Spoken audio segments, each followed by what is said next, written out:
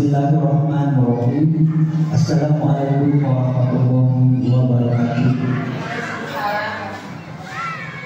Yang terhormat Bapak Kepala Sekolah SDN 2 Mencadaha, yang saya hormati Bapak Ibu yang hadir di ruangan ini. Mohon maaf sebelumnya karena saya sudah mengganggu waktu Anda yang sedang bekerja. Saya ucapkan terima kasih atas partisipasinya. Mohon maaf ya, dikarenakan saya memiliki tugas dari calon guru penggerak yang harus berbagi informasi kepada Bapak dan Ibu. Di sini tujuannya saya hanya ingin berbagi kepada Bapak dan Ibu pengalaman saya mengikuti kegiatan guru penggerak. Dalam guru penggerak terdapat beberapa modul yang tentunya akan sangat bermanfaat bila kita terapkan di sekolah ini. Nah, pada kesempatan kali ini salam dan bahagia ya untuk Bapak Ibu Bapak.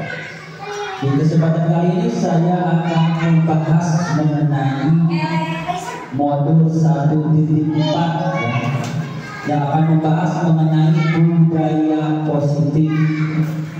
Budaya positif yang harus kita terapkan di sekolah kita. Sini dapat kita lihat ya, di sini adalah rekan-rekan kerja saya. Nah, kita akan langsung menuju kepada apa itu budaya positif. Di sini barangkali Bapak dan Ibu ada yang sudah tahu apa itu budaya dan apa itu positif, ya. Budaya di sini kalau secara singkatnya yaitu kebiasaan yang kita sering lakukan, ya. Dan positif di sini sesuatu yang baik. Jadi kita harus membiasakan sesuatu yang baik di sekolah kita. Dan tentunya kita di SD 2 Mencadaha telah melakukan budaya positif. Nah, di sini dalam modul 1.4 budaya positif. Budaya positif di sekolah adalah nilai-nilai, keyakinan dan kebiasaan di sekolah yang berpihak pada murid agar murid dapat berkembang menjadi pribadi yang kritis, penuh hormat dan tanggung jawab. Jadi di sini kita itu harus menghormati murid, ya. Bukan berarti kita harus seenaknya kepada murid itu. Jadi kita itu harus berpihak selalu pada murid. Apapun yang kita lakukan tujuannya memang untuk murid. Sekolah diibaratkan sebagai tanah tempat bercocok tanam, sehingga guru harus mengusahakan sekolah menjadi lingkungan yang menyenangkan, menjaga dan melindungi murid dari hal-hal yang tidak baik. Dengan demikian karakter murid tumbuh dengan baik sesuai dengan profil belajar Pancasila. Agar karakter profil belajar Pancasila siswa tumbuh, maka guru harus membangun budaya positif yang berpihak pada murid, membangun keyakinan atau visi sekolah yang menumbuhkan dan mengembangkan budaya positif. Dalam mewujudkan budaya positif perlu adanya disiplin positif. Nah, itu yang kita harus terapkan, disiplin positif. Menurut pakar pendidikan Indonesia Ki Hajar Dewantara, mewujudkan murid yang merdeka, murid harus memiliki disiplin yang kuat yang berasal dari dirinya sendiri maupun berasal dari luar. Jadi disiplin itu tumbuh selain dari diri kita sendiri, juga tumbuh dari adanya dari luar, dari kita sebagai guru terhadap siswa. Nah, dalam budaya positif kita akan mempelajari 6 bagian. Yang pertama, disiplin positif dan nilai-nilai kebajikan universal. Yang kedua ada teori motivasi, hukuman dan penghargaan serta restitusi. Yang ketiga kita akan membahas mengenai keyakinan kelas. Yang keempat kebutuhan dasar manusia dan dunia berkualitas. Yang kelima 5 posisi kontrol guru, dan yang keenam adalah segitiga restitusi. Nah, di sini ada pertanyaan pematik. Nah, mohon Bapak Ibu dijawab ya. Hukuman dapat mendisiplinkan anak, setuju tidak Bapak Ibu? Kalau hukuman itu dapat mendisiplinkan anak, setuju. Dua, pemberian hukuman dengan hal positif seperti membaca atau membersihkan halaman sekolah dapat meningkatkan disiplin anak, setuju tidak? Setuju. Yang ketiga, memberi penghargaan dapat meningkatkan motivasi anak belajar, setuju? Setuju. Oke, kita akan lihat. Nah, di sini kita akan menuju disiplin positif dan nilai-nilai kebajikan universal. Apa makna positif? Apa makna disiplin? Menurut Bapak dan Ibu? Disiplin taat katanya. Ada lagi tidak? Mentaati peraturan. Ada lagi? Sebenarnya disiplin itu apa sih arti sebenarnya? Kita akan lihat. Nah, disiplin dalam bahasa Latin disiplina, yang artinya belajar. Jadi disiplin itu sebenarnya artinya itu belajar. Disiplin diri membuat orang menggali potensinya menuju sebuah tujuan apa yang dia hargai. Namun dalam budaya kita makna kata disiplin telah berubah menjadi sesuatu yang dilakukan seseorang pada orang lain untuk mendapatkan kepatuhan. Di Indonesia memang sudah berubah. Kecenderungan umum adalah menghubungkan kata disiplin dengan ketidaknyamanan, bukan apa yang kita hargai atau pencapaian suatu tujuan mulia. Pada akhirnya disiplin membuat beberapa orang merasa tidak nyaman karena harus disiplin. Maka dari itu disiplin harus dimulai dari diri kita sendiri. Nah, di sini disiplin positif. Disiplin positif merupakan model disiplin yang memfokuskan pada perilaku positif murid agar menjadi pribadi yang penuh hormat dan bertanggung jawab. Disiplin positif juga mengajarkan keterampilan sosial, emosional, dan keterampilan kehidupan yang penting dengan cara penuh hormat dan membesarkan hati tidak hanya bagi murid tetapi juga bagi orang dewasa ya. Jadi dalam menerapkan disiplin kita itu harus penuh hormat ya. Kebalikan dari positif adalah disiplin negatif yang berfokus pada hukuman. Jadi ketika kita memberikan hukuman kepada anak, itu merupakan disiplin negatif yang cenderung menghambat perkembangan sosial, emosional, dan keterampilan hidup. Dengan disiplin positif, guru diharapkan dapat mewujudkan budaya positif baik di kelas maupun sekolah. Nah, di sini ada nilai-nilai kebajikan universal. Nilai-nilai kebajikan adalah sifat positif manusia yang merupakan tujuan mulia yang ingin dicapai setiap individu. Nilai tersebut bersifat universal, bisa berasal dari diri sendiri maupun dari luar. Ya. Dengan lintas bahasa, suku, bangsa, agama maupun latar belakang. Setiap perilaku atau perbuatan memiliki tujuan. Betul tidak Bapak Ibu? Apa yang kita lakukan pasti ada tujuannya. ya, tidak ada sesuatu yang kita lakukan hanya sia-sia tanpa sebuah tujuan. Dengan mengaitkan nilai-nilai kebajikan yang diyakini seseorang, maka motivasi intrinstiknya akan terbangun sehingga menggerakkan motivasi dari dalam untuk mencapai tujuan mulia yang diinginkan. Nilai kebajikan yang ingin dicapai oleh setiap anak Indonesia kita kenal dengan profil belajar Pancasila. Jadi memang tujuan negara kita itu untuk pendidikan adalah menerapkan nilai karakteristik profil belajar Pancasila, beriman dan bertakwa, mandiri, bernalar kritis, kebinekaan global, gotong royong dan kreatif. Nah, kita akan lanjut ke pembahasan selanjutnya, yaitu teori motivasi, hukuman, penghargaan, serta restitusi. Nah, menurut dia dosen, ada 3 alasan mengapa manusia memiliki motivasi. Yang pertama, untuk menghindari ketidaknyamanan. Ya, terkadang manusia itu ada motivasinya kalau ingin menghilangkan rasa tidak nyaman atau hukuman. 2, untuk mendapatkan imbalan.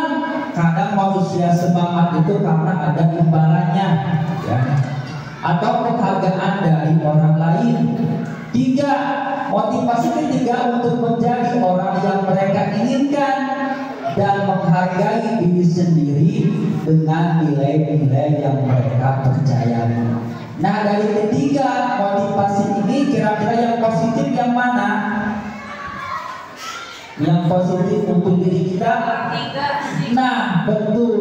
Yang ketiga itu ialah motivasi yang positif, ya, untuk menjadi orang yang mereka inginkan dan menghargai diri sendiri dengan nilai-nilai yang mereka percayai. Dan jadi tidak ada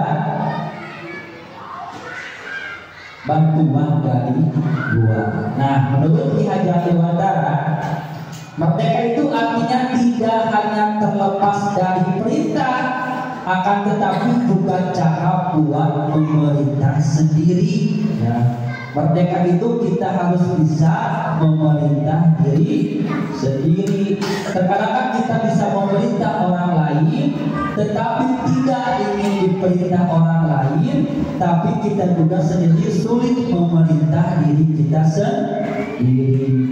Kadang kita dalam hati suka begini, saya itu mau sholat tepat waktu, tapi nyatanya kita selalu terlambat, ya. Itu biasanya yang terjadi pada saya sendiri. Dihukum oleh penghargaan. Nah, perlu Bapak Ibu tahu bahwa penghargaan berlaku sama dengan hukuman.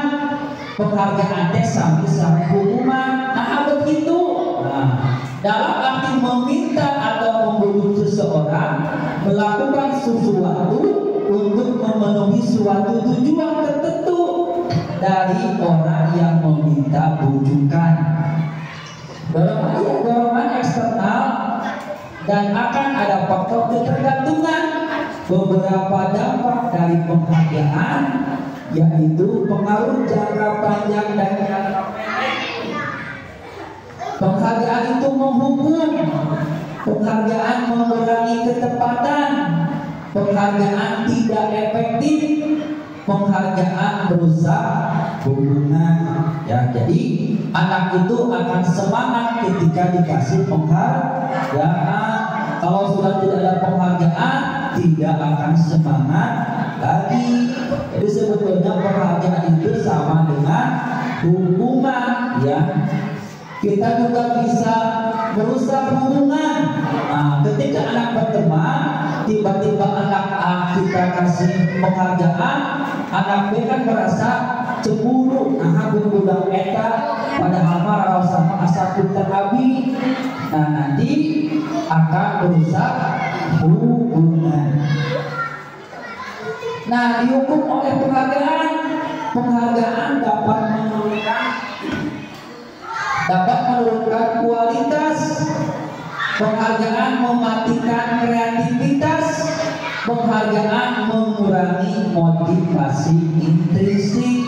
Lamun aya penghargaan ama semangat, tapi ketika tidak ada penghargaan semuanya akan hilang ya. Malahan ada mau dikerjakan acan dan aya penghargaan.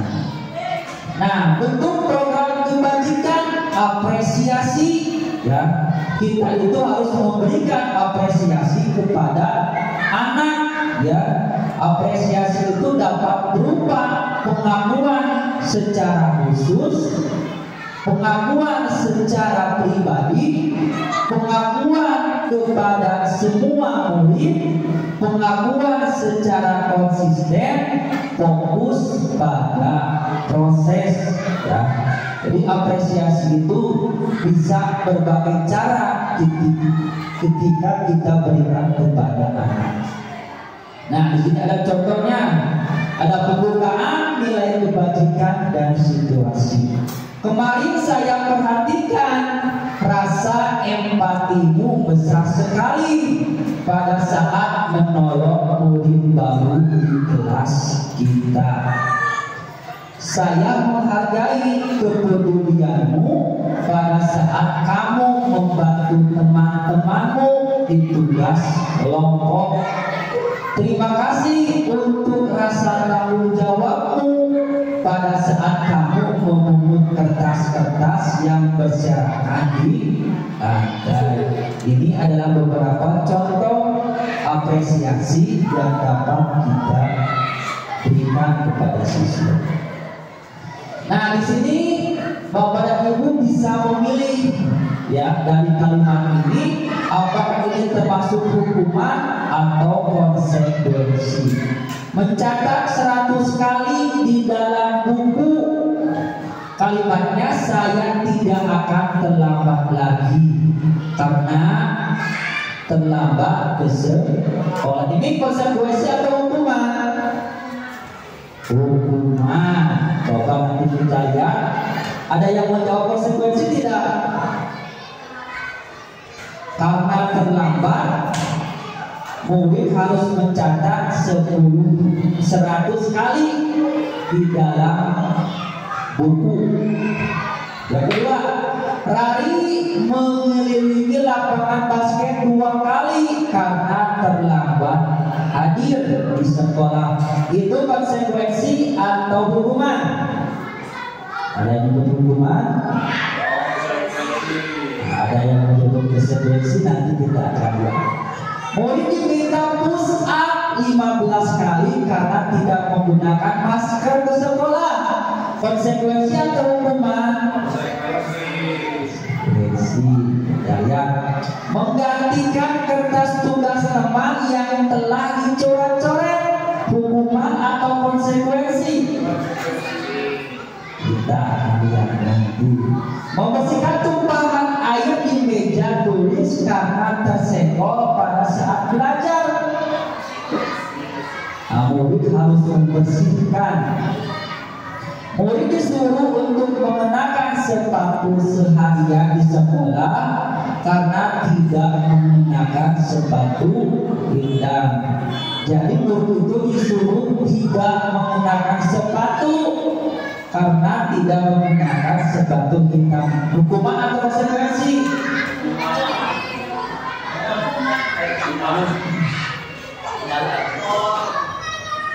Lari mengelilingi lapangan basket 2 kali karena terlambat 10 menit untuk pelajaran PJOK. Konsekuensi atau hukuman?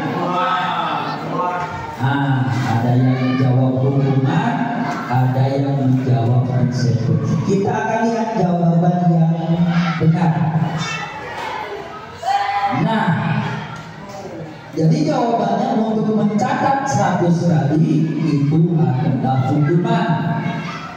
Lari mengelilingi lapangan, hukuman. Murid diminta push up, hukuman. Menggantikan kertas teman yang dicoret-coret, konsekuensi. Membersihkan tumpahan air, konsekuensi. Murid disuruh untuk mengenakan sepatu seharian, karena tidak mengenakan sepatu ditahan hukuman. Lari mengambil lapangan basket juga hukuman. Apa yang membedakan hukuman dan konsekuensi? Nah, hukuman sesuatu yang menyakitkan. Bapak dan Ibu, hukuman itu sesuatu yang menyakitkan. Konsekuensi sesuatu yang harus terjadi. Jadi ketika anak menumpahkan air, ya konsekuensinya memang harus dibersihkan. Hukuman membuat anak sakit fisik maupun hati untuk jangka waktu lama. Sementara konsekuensi membuat anak merasa tidak nyaman dalam jangka waktu yang pendek. Hukuman anak membenci kedisiplinan. Karena sering dihukum, anak jadi membenci kedisiplinan. Konsekuensi anak menghargai disiplin. Hukuman paksaan. Konsekuensi stimulus tanggapan. Hukuman mendorong anak menyakiti diri sendiri, sementara konsekuensi mendorong anak mudah menyesuaikan diri. Hukuman konsep diri yang buruk, sementara konsekuensi konsep diri yang baik. Hukuman anak belajar untuk menyembunyikan kesalahan. Nah, jadi siswa itu akan menyembunyikan kesalahannya karena takut dihukum. Sementara konsekuensi anak belajar untuk mematuhi peraturan. Hukuman ada rasa marah, ada rasa bersalah, ada rasa dipermalukan dan tidak dihargai. Sementara untuk konsekuensi, kehilangan hak, dibuat tidak nyaman, diasingkan dan hanya untuk sementara. Nah, kita langsung ke restitusi. Tadi ada hukuman, ada konsekuensi, dan ada restitusi. Restitusi adalah proses menciptakan kondisi bagi murid untuk memperbaiki kesalahan mereka, sehingga mereka bisa kembali pada kelompok mereka dengan karakter yang lebih kuat. Restitusi juga merupakan proses kolaboratif yang mengajarkan murid untuk mencari solusi untuk masalah mereka dan membantu murid berpikir tentang orang seperti apa mereka ingin menjadi seperti apa dan bagaimana mereka harus memperlakukan orang lain, ya. Jadi kalau hukuman itu sifatnya negatif, kalau konsekuensi itu sifatnya netral, dan restitusi itu sifatnya positif, ya, dimana guru memberikan perbaikan kesalahan mereka. Nah, ciri-ciri restitusi yang pertama bukan untuk menebus kesalahan, namun belajar dari kesalahan. Dua, restitusi itu untuk memperbaiki hubungan antara korban dan pelaku, itu diperbaiki hubungannya. Tiga, tawaran bukan paksaan. Restitusi menuntut untuk melihat ke dalam diri. Restitusi mencari kebutuhan dasar yang mendasari tindakannya. Restitusi diri adalah cara yang paling tepat. Restitusi fokus pada karakter bukan tindakan. Restitusi fokus pada solusi. Restitusi mengembalikan murid yang berbuat salah kepada kelompoknya. Jadi restitusi itu sangat banyak manfaatnya. Nah, kita akan lihat ke korban mendapatkan keadilan, ya. Kalau hukuman itu korban akan mendapatkan keadilan, sementara konsekuensi korban bisa diabaikan. Sementara restitusi murid akan mendapatkan penguatan. Ya, kita lanjut ke perilaku agresif. Hubungan perilaku nanti pasif agresif meningkat, sementara konsekuensi penguatan hanya bertahan dalam jangka waktu yang pendek, sementara restitusi akan memecahkan masalah. Jadi sebaiknya kita ketika mendapatkan masalah gunakanlah restitusi agar anak tidak merasa dirugikan. Jadi antara korban dan pelaku mendapatkan kebaikan. Nah, kita akan masuk ke keyakinan kelas. Mengapa tidak peraturan? Mengapa harus keyakinan kelas? Ayo nama cenah peraturan terus diayakeun. Ya, dalam dunia pendidikan peraturan sudah ditiadakan, diganti dengan keyakinan. Ya, mengapa keyakinan? Suatu keyakinan akan lebih memotivasi seseorang dari dalam atau memotivasi secara intrinsik. Seorang akan lebih tergerak dan bersemangat untuk menjalankan keyakinannya daripada hanya sekedar mengikuti serangkaian peraturan yang mengatur mereka harus berlaku begini atau begitu, yang membuat ketidaknyamanan atau keterpaksaan. Peraturan dibuat sepihak, ya. Kalau keyakinan diatur antara guru dan siswa. Ya. Setiap tindakan atau perilaku yang kita lakukan di dalam kelas dapat menentukan terciptanya sebuah lingkungan positif. Ya, jadi kelas itu harus menciptakan lingkungan yang positif. Perilaku guru dan siswa tersebut menjadi sebuah kebiasaan yang akhirnya membentuk sebuah budaya positif. Dalam mewujudkan perilaku warga sekolah yang memiliki budaya positif, hal pertama perlu diciptakan dan disepakati apa yang membuat keyakinan atau prinsip-prinsip dasar bersama di antara warga kelas untuk mendapatkan nilai-nilai kebajikan yang disepakati. Maka dari itu kita harus membuat dulu kesepakatan antara guru dan siswa. Contohnya kita membuat datang lebih awal pulang tepat waktu. Kita harus sepakat dengan siswa. Siswa sepakat tidak kalau kita datangnya lebih awal dan pulangnya harus tepat waktu. Yang kedua, kita bisa menyepakati saling menghormati.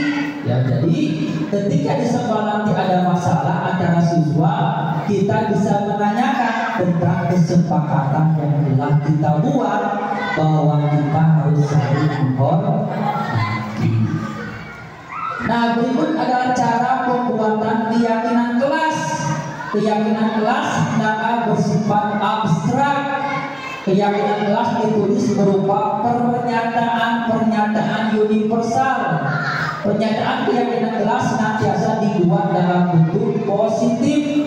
Keyakinan kelas hendaknya tidak terlalu banyak sehingga mudah diingat dan dipahami oleh semua siswa atau warga kelas. Keyakinan kelas sebaiknya sesuatu yang dapat diterapkan di lingkungan sesuai dengan kondisinya. Semua warga kelas hendaknya ikut berkontribusi dalam pembuatan keyakinan kelas lewat kegiatan curah pendapat, bersedia meninjau kembali keyakinan kelas dari waktu ke waktu.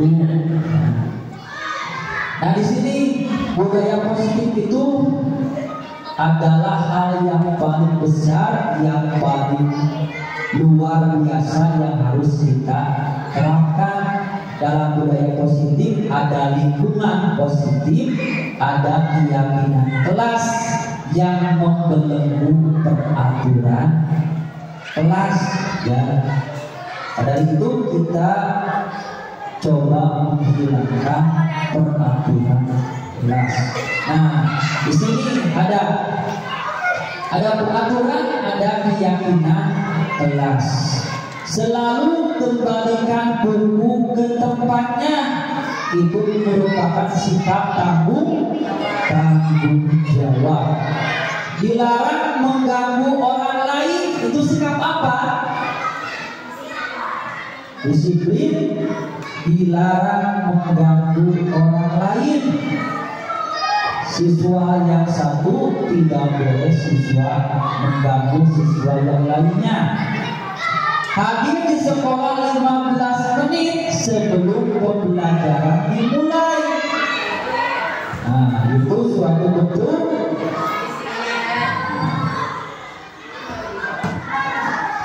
dilarang melakukan kekerasan. Itu sikap apa? Dilarang melakukan kekerasan. Dilarang menggunakan narkoba, bergantian atau menunggu giliran, antri itu sikap. Gunakan masker, jangan berlari di kelas atau koridor. Nah, ini dilarang mengganggu orang lain, termasuk dalam menghormati orang lain. Hadir di sekolah 15 menit sebelum pembelajaran. Keyakinan kelas itu menghormati orang lain, berkomitmen. Dilarang melakukan kekerasan, keselamatan dan menghormati orang lain. Dilarang menggunakan narkoba, itu termasuk ke dalam kesehatan. Bergantian atau menunggu giliran, itu menghormati orang lain dan bersabar. Menggunakan masker adalah kesehatan dan keselamatan. Jangan lari di koridor atau di dalam kelas, itu keselamatan dan keamanan. Kita masuk ke dalam konsep kebutuhan dasar manusia dan dunia berkualitas. Apa saja kebutuhan dasar manusia? Nah, kebutuhan dasar manusia itu ada kasih sayang dan rasa diterima. Bapak dan Ibu butuh kasih sayang tidak? Nah, butuh penguasaan tidak? Butuh kesenangan tidak? Butuh kebebasan tidak? Coba bayangkan kalau Bapak dan Ibu itu kasih sayangnya sudah dapat, penguasaannya sudah dapat, kesenangannya sudah dapat, tapi Bapak tidak bisa bebas. Akan tercukupi tidak kebutuhannya? Tidak. Ya, jadi kelima ini harus ada di dalam diri kita, ya.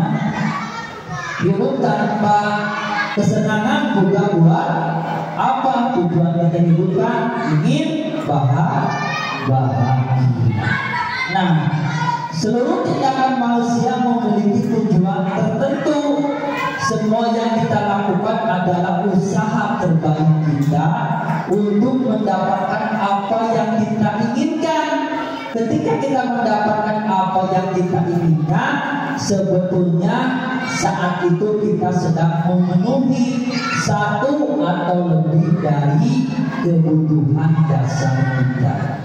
Kebutuhan manusia ada kebutuhan untuk bertahan hidup, cinta dan kasih sayang, kebebasan, kesenangan dan kepuasan. Setiap seorang murid melakukan suatu perbuatan yang bertentangan dengan nilai-nilai kebajikan atau melanggar aturan, hal itu sebenarnya dikarenakan mereka gagal memenuhi kebutuhan dasar mereka. Jadi kalau ada siswa yang bertentangan dengan nilai kebajikan, mereka itu sebetulnya belum bisa memenuhi kebutuhan dasarnya.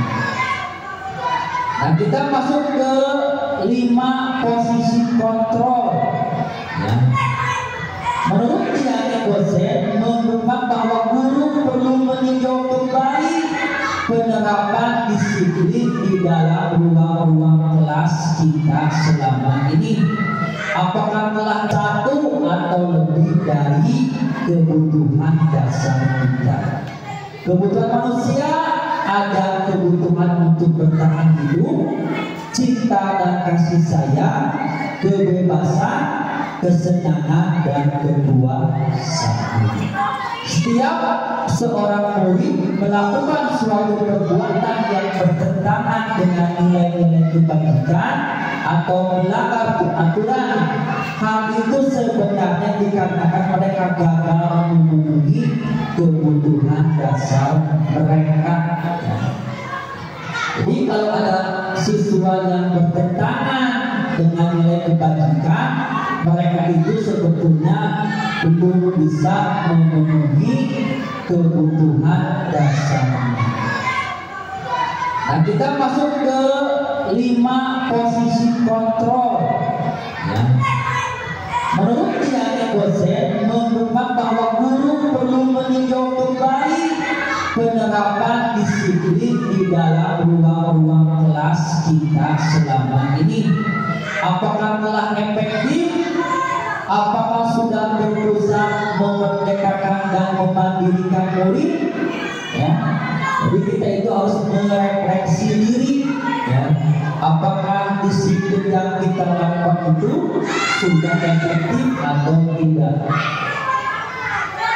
Melalui serangkaian riset dan bersandar pada teori Dr. William Glasser, dosen berkesimpulan bahwa ada 5 posisi kontrol yang diterapkan seorang guru, orang tua maupun atasan dalam melakukan kontrol. Kelima posisi tersebut adalah posisi sebagai penghukum, posisi sebagai pembuat orang merasa bersalah, posisi sebagai teman, posisi sebagai pemantau atau monitor, dan posisi sebagai manajer. Ketika ada masalah, kita harus menerapkan diri kita sebagai guru dalam posisi apa dalam menanggapi atau menyikapi suatu permasalahan. Nah, di sini ada 5 posisi kontrol. Ya, ada sebagai penghukum, membuat orang merasa bersalah, sebagai teman, sebagai pemantau, sebagai manajer. Menurut Bapak dan Ibu, posisi Bapak dan Ibu ingin menjadi posisi apa? Ingin menjadi penghukum? Ingin menjadi pembuat orang merasa bersalah? Tuh ujang mah, gara-gara ujang bangun, Bapak mau dicarikan bu, Bapak kepala sekolah. Cepat murid itu merasa, oh gara-gara Abi, Bapaknya dicarikan ke kepala sekolah. Atau sebagai teman, atau sebagai pemantau, atau sebagai manajer. Kira-kira Bapak dan Ibu ingin memposisikan diri sebagai apa? Nah, sebagai teman, di sini ada identitas negatif dan identitas positif. Ya. Sebagai pemantau, menghibur dan mengukur, apa peraturannya? Pemantau kalau dia apa peraturannya? Kalau teman-teman, ayo lakukan demi ibu. Masa kamu tidak mau? Ingat, ibu kan pernah bantu kamu. Kalau sebagai penghukum, kalau tidak melakukannya, awas ya rasakan. Nah, jadi kita harus memposisikan diri. Nah, dalam 5 posisi kontrol kira-kira yang mana ini? Saya kecewa sekali dengan kamu. Itu posisi kontrolnya apa? Penghukum, pembuat orang merasa bersalah, pemantau, teman, atau manajer? Nah, kamu tidak pernah benar melakukannya. Itu termasuk apa? Ayo lakukan demi ibu. Apakah kamu mau mendapatkan stiker bintang ini? Bagaimana kamu bisa menyelesaikan masalah ini? Kamu selalu yang paling terakhir. Kira-kira dari kalimat itu mana posisi kontrol guru yang paling tepat? Nah, saya kecewa sekali dengan kamu. Itu termasuk membuat orang merasa bersalah. Kamu tidak benar-benar melakukannya. Itu posisi penghukum. Ayo lakukan demi ibu. Itu posisi teman. Apakah kamu mau mendapatkan stiker bintang hari ini? Itu posisi sebagai pemantau. Bagaimana kamu bisa menyelesaikan masalah ini? Sebagai manajer, kamu selalu yang paling terakhir. Itu sebagai penghukum. Nah, kita masuk ke segitiga restitusi. Mengapa disebut segitiga restitusi? Karena memang dasarnya berbentuk segitiga. Di sini ada validasi kebutuhan, menstabilkan identitas, dan menyayangkan keyakinan. Maka dari itu kita harus membuat keyakinan kelas. Karena ketika nanti ada masalah, keyakinan kelas itu kita tanyakan kepada siswa. Ya. Nah, restitusi sebuah cara menanamkan disiplin positif pada murid. Restitusi proses menciptakan kondisi bagi murid untuk memperbaiki kesalahan mereka sehingga mereka bisa kembali pada kelompok mereka dengan karakter yang lebih kuat. Restitusi membantu murid menjadi lebih memiliki tujuan, disiplin positif, dan memulihkan dirinya setelah berbuat salah. Tujuannya menjadi orang yang menghargai nilai-nilai kebajikan yang mereka percayai.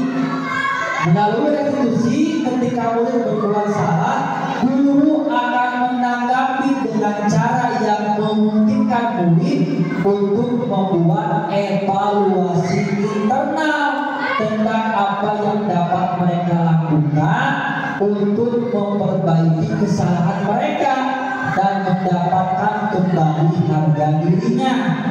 Restitusi menguntungkan korban, tetapi juga menguntungkan orang yang telah berbuat salah. Ya, jadi dengan restitusi korban mendapatkan keuntungan, yang berbuat salah atau pelaku juga mendapatkan keuntungan. Ya. Jadi ada sebuah pelajaran dari kesalahan yang telah dibuatnya. Nah, di sini guru dalam menyikapi masalah harus bisa menstabilkan identitas untuk membuat anak yang merasa gagal karena berbuat salah menjadi positif terhadap dirinya. Ya, di sini guru berkata berbuat salah itu hal yang manusiawi, tidak ada manusia yang sempurna. Bapak ibu juga berbuat salah. Kita pasti bisa menyelesaikan masalah ini. Bapak dan ibu tidak tertarik untuk mencari siapa yang benar, siapa yang salah. Bapak atau ibu lebih tertarik untuk menyelesaikan masalah ini.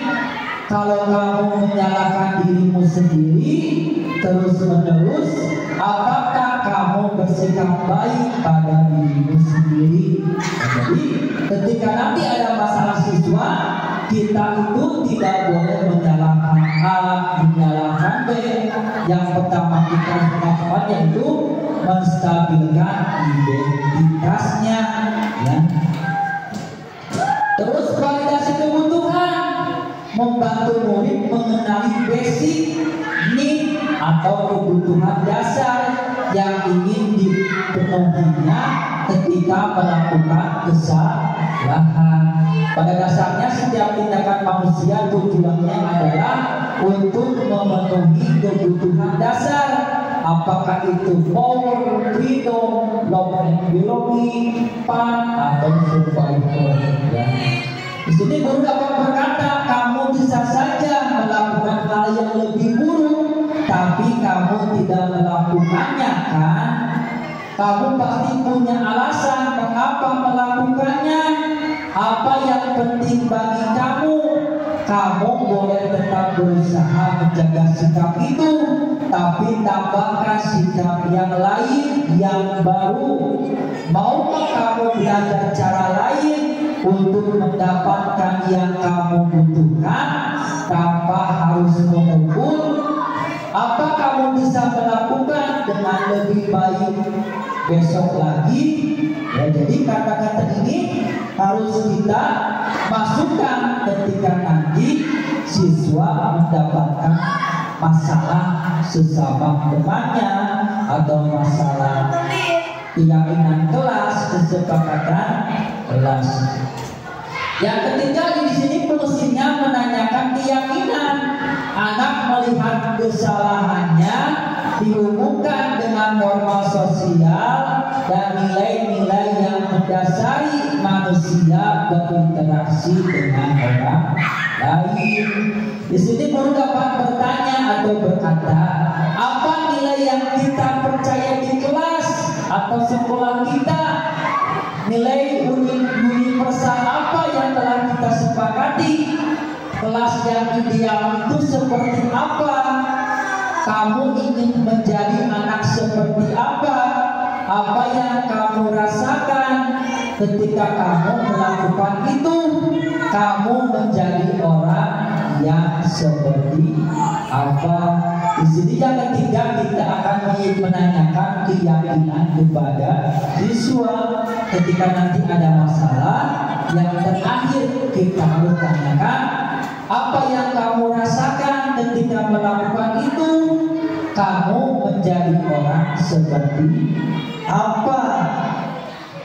Nah, di sini kita akan intervensi 30 detik. Dan ini, apa kamu ingin berbuat lebih baik? Nah, ini yang harus kita tanyakan kepada siswa ketika mengakhiri sebuah permasalahan. Kita bisa pilih kata-kata yang mana untuk menyikapi dan mengakhiri pembicaraan kita terhadap masalah yang siswa alami. Apakah saat ini kamu sedang menjadi orang yang sedang kamu inginkan? Apakah kamu bisa mengubah kegiatan atau perilaku kamu saat ini menjadi sikap yang lebih membantu? Apakah wajar membuat kesalahan? Bisakah kita memperbaikinya? Apa yang kamu lakukan saat ini sesuai? Kapan kamu siap untuk memulai? Peraturannya apa? Sepertinya kamu punya masalah. Saya bisa bantu apa? Saat ini kamu seharusnya berbuat apa? Apa yang bisa saya bantu agar kamu bisa melakukannya? Apakah saya bisa bantu kamu agar dapat segera memulai? Apakah tugas kamu saat ini? Bagaimana kamu ingin memperlakukan pada kegiatan ini? Bisakah kamu melakukannya? Apa yang kamu inginkan peraturannya apa? Jadi kata-kata ini kita bisa gunakan ketika kita melakukan restitusi kepada siswa, ya. Jadi kita harus menjauhkan hukuman, kita harus mendekatkan konsekuensi, dan kita harus menerapkan restitusi, ya, agar korban dan pelaku mendapatkan keuntungan yang sama, atau disebutnya sama-sama menang. Korban menang, yang pelaku juga menang, ya. Mungkin itu yang dapat saya sampaikan. Semoga yang dapat saya sampaikan ini bermanfaat. Terima kasih untuk waktu Bapak dan Ibu. Wassalamualaikum warahmatullahi wabarakatuh.